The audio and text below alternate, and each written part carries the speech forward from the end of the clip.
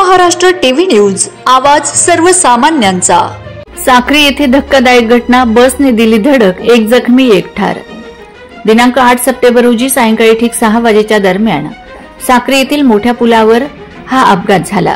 यामध्ये कुमारी लक्ष्मी दिनेश जयस्वाल राहणार भांडणे, तालुका साक्री, जिल्हा धुळे आणि तिची आई माधुरी दिनेश जयस्वाल राहणार भांडणे या दोन्ही स्कूटीवर जिजामाता शाळेहून मोठ्या पुलावरून घरी येत असताना बसवाल्याने समोरून धडक दिली।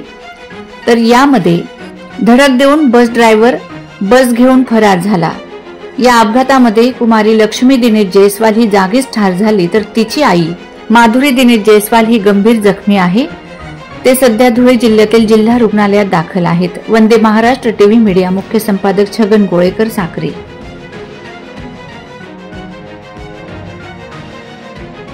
वंदे महाराष्ट्र टीव्ही न्यूज, आवाज सर्वसामान्यांचा।